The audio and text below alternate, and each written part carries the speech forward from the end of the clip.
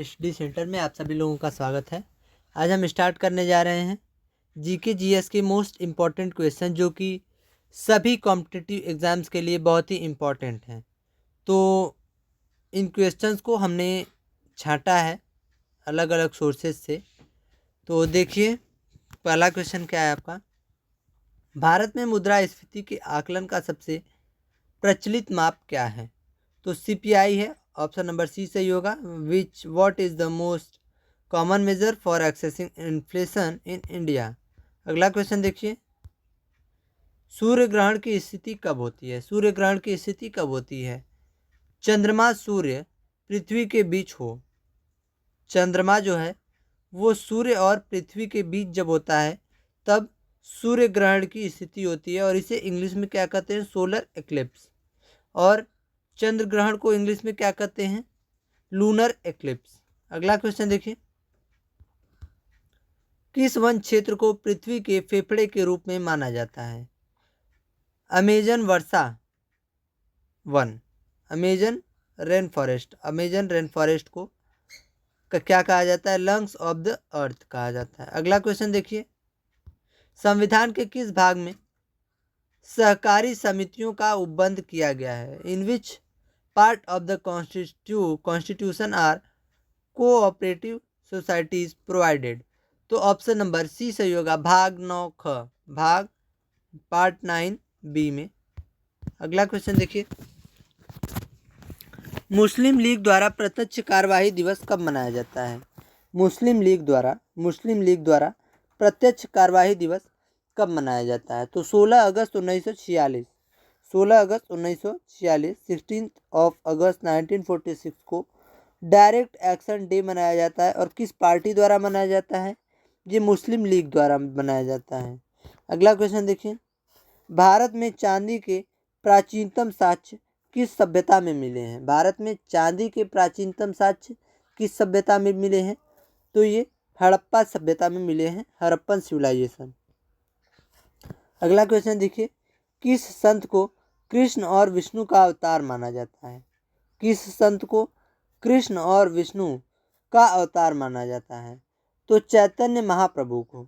Option number D सही होगा, चैतन्य महाप्रभु को कृष्ण और विष्णु का अवतार माना जाता है। बिंबिसार ने महात्मा बुद्ध की सेवा में किस राजवैद्य को भेजा था? बिंबिसार ने महात्मा बुद्ध की सेवा में किस राजवैद्य को भेजा था? तो जीवक। ऑप्शन नंबर सी सही है, जीवक महावैद्य को भेजा था। किसने? बिंबिसार ने। किसके लिए भेजा था? महात्मा बुद्ध के लिए। ये कौन था? ये एक राजवैद्य था। इब्न बतूता किसके शासनकाल में भारत आया था? इब्न बतूता किसके शासनकाल में आया था भारत? तो मोहम्मद बिन तुगलक के शासनकाल में इब्न बतूता भारत आया था। हड़प्पा सभ्यता किस युग की सभ्यता थी? हड़प्पा सभ्यता किस युग की सभ्यता थी? कांस्य युग। ऑप्शन नंबर बी सही होगा, कांस्य युग की सभ्यता। अगला क्वेश्चन देखिए, तारिक ए मुबारक शाही के लेखक कौन है? तारिक ए मुबारक शाही के लेखक कौन है? तो याहिया बिन अहमद सरहिंदी। याहिया बिन अहमद सरहिंदी किसके लेखक हैं? तारीख ए मुबारक शाही। अगला क्वेश्चन देखिए, भारत में किस वायसराय का कार्यकाल सबसे लंबा रहा है? भारत में किस वायसराय का कार्यकाल सबसे लंबा रहा है? तो सबसे लंबा कार्यकाल लॉर्ड लिनलिथगो का रहा है। ऑप्शन नंबर सी सही है। भारतीय आयात निर्यात बैंक की स्थापना कब हुई थी? तो ऑप्शन नंबर बी सही होगा, 1982 में हुई थी। भारतीय आयात निर्यात बैंक की स्थापना 1982 में हुई थी। 1982। विश्व में किस बंदरगाह को कॉफ़ी बंदरगाह कहा जाता है?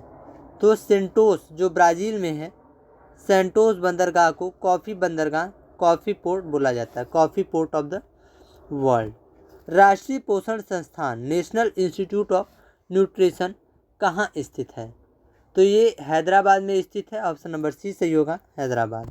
अगला क्वेश्चन देखिए, हिमालय पर्वत श्रृंखला किस प्रकार के पर्वत का उदाहरण है? हिमालय पर्वत श्रृंखला किस प्रकार के पर्वत का उदाहरण है?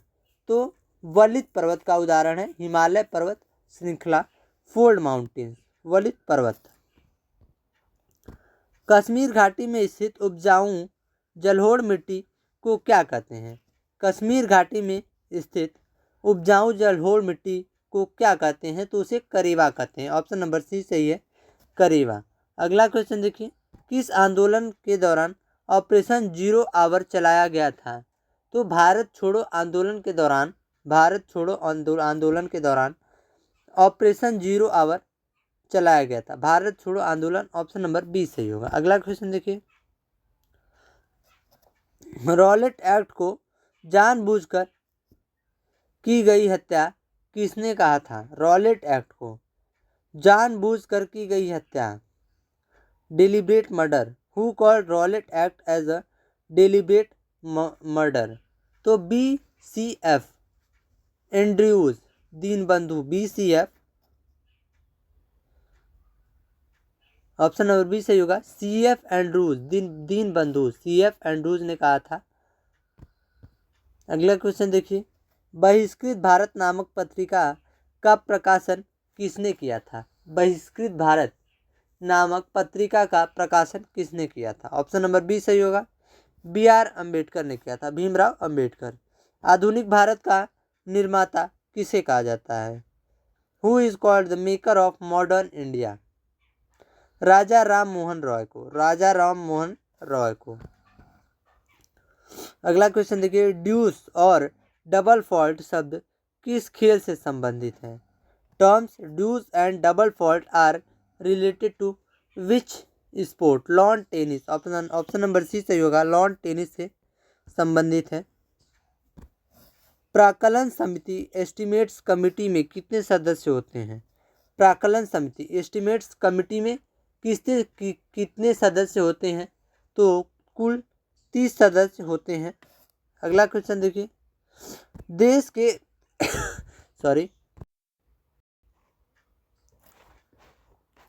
देश के सभी राज्यपालों के सम्मेलन की अध्यक्षता कौन करता है? ऑप्शन नंबर बी सही होगा, राष्ट्रपति करता है। देश के सभी राज्यपालों के सम्मेलन की अध्यक्षता राष्ट्रपति करता है। संविधान का भाग 10 किससे संबंधित है? संविधान का भाग 10 किससे संबंधित है? अनुसूचित जनजाति क्षेत्र, अनुसूचित जनजाति क्षेत्र, शेड्यूल्ड एंड ट्राइबल एरिया से संबंधित है संविधान का भाग 10।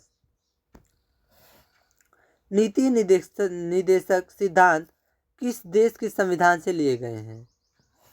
DPSP were taken from which countries constitution? तो ये आयरलैंड से लिए गए हैं, आयरलैंड। अगला क्वेश्चन देखिए, अनुच्छेद 215 उच्च न्यायालय को कैसा न्यायालय घोषित करता है?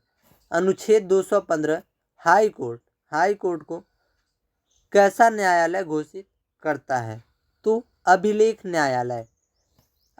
न्यायालय, court of record, option number A सही होगा। अगला क्वेश्चन देखिए, निम्नलिखित में से कौन सा बाल्टिक देश नहीं है? निम्नलिखित में से कौन सा बाल्टिक देश नहीं है? तो बेलारूस, ऑप्शन नंबर सी सही होगा, बेलारूस जो है वो बाल्टिक देश नहीं है। अगला क्वेश्चन देखिए, अवशिष्ट अधिकार रेसिडुअल पावर किसके पास रहते हैं? तो ये संघ की संसद यूनियन पार्लियामेंट के पास ये पावर रहते हैं, जो रेसिडुअल पावर होते हैं, अवशिष्ट अधिकार, ये यूनियन संघ की संसद के पास रहते हैं। अगला क्वेश्चन देखिए, मंत्रिपरिषद को किस प्रस्ताव के पारित होने पर इस्तीफा देना होता है? मंत्रिपरिषद को किस प्रस्ताव के पारित होने पर इस्तीफा देना होता है? तो अविश्वास प्रस्ताव, ऑप्शन नंबर सी सही है, नो कॉन्फिडेंस मोशन जो है ये पारित होने पर मंत्रिपरिषद को इस्तीफा देना होता है। अगला क्वेश्चन देखिए, लोक लेखा समिति पब्लिक अकाउंट्स कमेटी में कुल कितने सदस्य होते हैं? तो कुल 22 सदस्य होते हैं, जिनमें कि 15 लोकसभा से होते हैं और 7 राज्यसभा से होते हैं। अगला क्वेश्चन देखिए, गिल्ट एज मार्केट किससे संबंधित है? तो ये सरकारी भूतियाँ जो होती हैं उनसे संबंधित है, गवर्नमेंट सिक्योरिटीज से संबंधित है। गिल्ट एज मार्केट, भारतीय रुपये को चालू खाते में पूर्ण परिवर्तनीय कब घोषित किया गया? भारतीय रुपयों को चालू खाते में पूर्ण परिवर्तनीय कब घोषित किया गया? तो ऑप्शन नंबर सी सही होगा, 1994 में घोषित किया गया था। बरमूडा ट्रायंगल किस महासागर में स्थित है? तो ये उत्तरी अटलांटिक महासागर में स्थित है। बरमूडा ट्रायंगल जो है उत्तरी अटलांटिक महासागर, नॉर्थ अटलांटिक ओशन में स्थित है। अगला क्वेश्चन देखिए, आग्नेय चट्टान ग्रेनाइट का रूपांतरित रूप क्या है? आग्नेय चट्टान, metamorphic form of granite, what is the metamorphic form of granite? तो ऑप्शन नंबर बी सही होगा, नीस। अगला क्वेश्चन देखिए, अंतरिम सरकार में मुस्लिम लीग के कितने प्रतिनिधि शामिल हुए थे? अंतरिम सरकार में मुस्लिम लीग के कितने प्रतिनिधि शामिल हुए थे? तो टोटल 5 जो है प्रतिनिधि शामिल हुए थे। किसमें? अंतरिम सरकार में मुस्लिम लीग के 5 प्रतिनिधि शामिल हुए थे। अगला क्वेश्चन देखिए, पंचतंत्र का फारसी अनुवाद अनवर ए सुलैही किसने किया था? तो ये अबुल फजल ने किया था। अगला क्वेश्चन देखिए, भारत में प्रिंटिंग प्रेस 1556 में लाने का श्रेय किस देश को है? प्रिंटिंग प्रेस लाने का श्रेय पुर्तगाल को जाता है। अगला क्वेश्चन देखिए, राजा राम मोहन राय की मृत्यु के बाद ब्रह्म समाज का नेतृत्व किसने किया? ब्रह्म समाज जो था उसका नेतृत्व किसने किया? तो देवेंद्र नाथ टैगोर ने। ऑप्शन नंबर बी सही होगा, देवेंद्र नाथ टैगोर ने। अगला क्वेश्चन देखिए, द्वितीय गोलमेज सम्मेलन जो कि 1931 में हुआ था, इसमें किसने भाग लिया था? तो सभी ने भाग लिया था, गांधी जी ने भाग लिया था। सेकेंड राउंड टेबल कॉन्फ्रेंस, द्वितीय गोलमेज सम्मेलन, सेकेंड राउंड टेबल कॉन्फ्रेंस, इसमें गांधी जी ने, सरोजिनी नायडू ने और मदन मोहन मालवीय।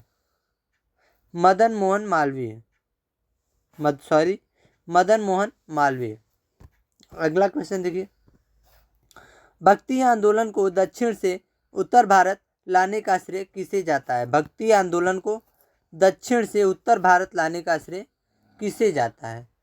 तो ये रामानंद को जाता है। ऑप्शन नंबर बी सही है, रामानंद को जाता है। अगला क्वेश्चन देखिए, प्रथम बौद्ध संगति 483 बीसी किसके शासनकाल में हुई थी? प्रथम बौद्ध संगति जो कि 483 बीसी में हुई थी, वो किसके शासनकाल में हुई थी? अजात शत्रु, ऑप्शन नंबर बी सही है, अजात शत्रु के शासनकाल में हुई थी। गांधी जी के आंदोलनों का सही कालक्रम क्या है? गांधी जी के आंदोलनों का सही कालक्रम क्या है? अहमदाबाद, खेड़ा, रॉलेट और असहयोग। अहमदाबाद, खेड़ा, रॉलेट और असहयोग, ऑप्शन नंबर ए सही होगा। ये क्वेश्चन आप लर्न कर लीजिए, ये पूरा आपको याद होना चाहिए ये सीरीज। अहमदाबाद, फिर खेड़ा, फिर रॉलेट एक्ट, फिर असहयोग आंदोलन। अगला क्वेश्चन देखिए, एहोल शांति, एहोल इंस्क्रिप्शन, एहोल प्रशस्ति, एहोल इंस्क्रिप्शन के रचयिता कौन है? Who is the composer of the Aihole inscription? तो रवि कीर्ति, ऑप्शन नंबर सी सही होगा, रवि कीर्ति। सतलुज और काली नदियों के बीच स्थित हिमालय का भाग क्या कहलाता है? सतलुज और काली नदियों के बीच स्थित हिमालय का भाग क्या कहलाता है? तो कुमाऊं हिमालय कहलाता है, उसका नाम है। अगला क्वेश्चन देखिए, संविधान का कौन सा अनुच्छेद बलात् श्रम, फोर्स्ड लेबर को रोकता है? फोर्स्ड लेबर को रोकता है, ऑप्शन नंबर सी सही है, अनुच्छेद 23। अगला क्वेश्चन देखिए, भारत में बाघ परियोजना प्रोजेक्ट टाइगर की शुरुआत कब हुई थी? भारत में बाघ परियोजना प्रोजेक्ट टाइगर की शुरुआत 1973 में हुई थी। अगला क्वेश्चन देखिए, मानव विकास सूचकांक HDI को विकसित करने में किनका नाम जुड़ा है? तो ऑप्शन नंबर डी सही होगा, ए और बी दोनों। महबूब उल हक और अमर्त्य सेन। अगला क्वेश्चन देखिए, आधुनिक भारत का प्रथम राष्ट्रवादी कवि किसे माना जाता है? आधुनिक भारत का प्रथम राष्ट्रवादी कवि किसे माना जाता है? तो Henry Vivian Derozio. Henry Vivian Derozio. Henry Vivian दरोजियो।